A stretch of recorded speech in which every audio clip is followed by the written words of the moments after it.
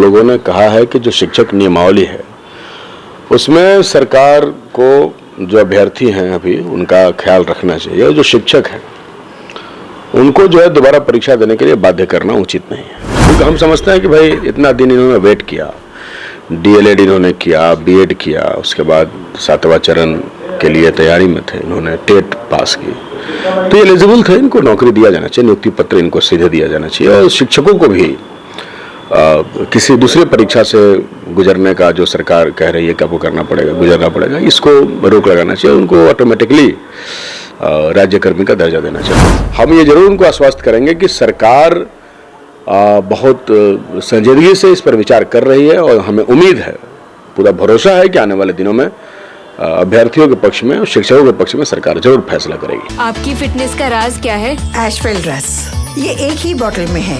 Stress, weakness, acidity, obesity, hair fall, skin की हर परेशानियों का एक ही हल। एशवेल लाइफ, डायबिटीज फ्री लाइफ।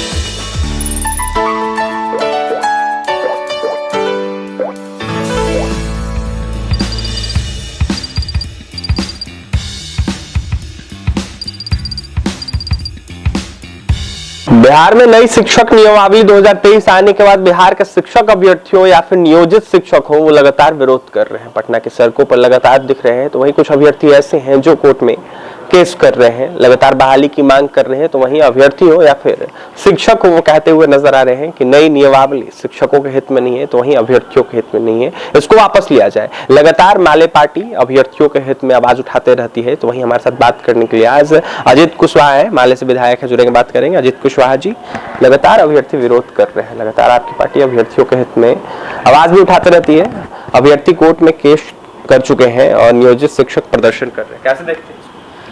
हम लोग तो पार्टी का स्पष्ट मत है। हम लोगों ने कहा है कि जो शिक्षक नियमावली है उसमें सरकार को जो अभ्यर्थी हैं अभी उनका ख्याल रखना चाहिए। जो शिक्षक हैं उनको जो है दोबारा परीक्षा देने के लिए बाध्य करना उचित नहीं है। और इस संदर्भ में हम लोगों ने पत्र लिखकर और हमारे दल के नेताओं ने माननीय मुख्यमंत्री, उप मुख्यमंत्री और तमाम दलों के नेताओं से मुलाकात करके हम लोगों ने ये अवगत कराया है कि नियमावली में बदलाव किया जाए और इन लोगों को इसमें राहत दिया जाए। अभ्यर्थियों के द्वारा यह कहा जा रहा है कि 4 साल इंतजार करवाया गया, जिसके बाद फरमान यह है, ये बिल्कुल हमारे। हाँ ठीक है, इसलिए तो हम लोगों ने इनका समर्थन किया ना, क्योंकि हम समझते हैं कि भाई इतना दिन इन्होंने वेट किया, डीएलएड इन्होंने किया, बीएड किया, उसके बाद 7वां चरण के लिए तैयारी में थे, इन्होंने टेट पास की, तो ये एलिजिबल थे, इनको नौकरी दिया जाना चाहिए, नियुक्ति पत्र इनको सीधे दिया जाना चाहिए। और शिक्षकों को भी किसी दूसरी परीक्षा से गुजरने का जो सरकार कह रही है कि आपको करना पड़ेगा, गुजरना पड़ेगा, इसको रोक लगाना चाहिए, उनको ऑटोमेटिकली राज्यकर्मी का दर्जा देना चाहिए। और ये मांग जो है ना वो लंबित है, लंबे समय से ये मांग चल रहा है, इसलिए इसको सरकार को पूरा करना चाहिए। शिक्षकों के द्वारा नई नियमावली वापस लेने की बात कही जाए। हाँ सही बात है, नई नियमावली में कुछ संशोधन और सुधार करने का प्रस्ताव हम लोगों ने सरकार को दिया है और हम अभ्यर्थियों से कहना चाहेंगे कि थोड़ा सा इंतजार करें। और हमारी सरकार जनता की सरकार है और आप लोगों ने मांग भी किया है और हम लोगों ने भी, चूंकि आपका समर्थन दिया, तो जरूर सरकार इस पर विमर्श और विचार करेगी। क्या मिला अजित कुशवाहा जी जब आपने नीतीश कुमार जी से मिला? नहीं, रिस्पॉन्स अच्छा है, सरकार इस पर विचार कर रही है, सरकार विचार कर रही है। उम्मीद है आने वाले दिनों में छात्रों और शिक्षकों के पक्ष में सरकार फैसले लेंगी। जो अभ्यर्थी कोर्ट में केस कर रहे हैं, केस करने की बात कर रहे हैं, उन अभ्यर्थियों को क्या कहें?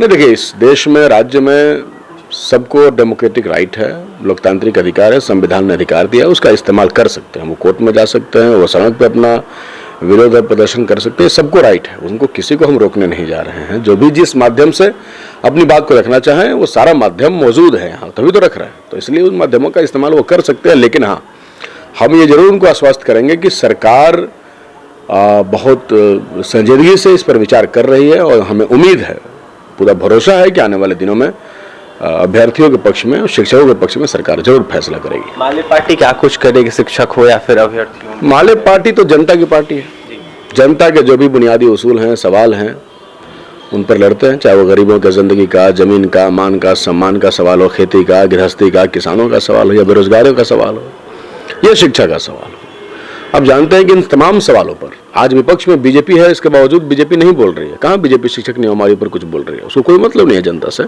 लेकिन भाकपा माले आज मजबूती के साथ जनता के तमाम सवालों पर खड़ी है, उस पर लड़ रही है और विधानसभा में उनका पक्ष रख रही है।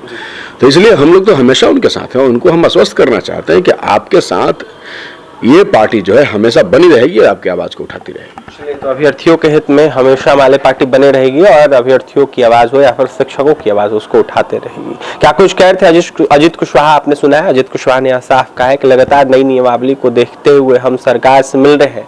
हमारी टीम हो या फिर हमारे पार्टी के नेता हो, विधायक हो, वो जाकर सरकार से मिल रहे हैं, तो वहीं विज्ञापन सौंपने का काम कर रहे हैं। अच्छा रिस्पॉन्स मिल रहा है, विचार करने की बात कर रही है नीतीश सरकार। देखने वाली बात यह होगी नई नियमावली को लेकर नीतीश सरकार क्या कुछ करती है, क्या कुछ कह रहे थे माले विधायक। आपने सुना है अजित कुशवाहा को। और भी तमाम खबरों के लिए NBC 24 के साथ बने रहे। पटना से सहयोगी अमित के साथ अभिषेक की रिपोर्ट।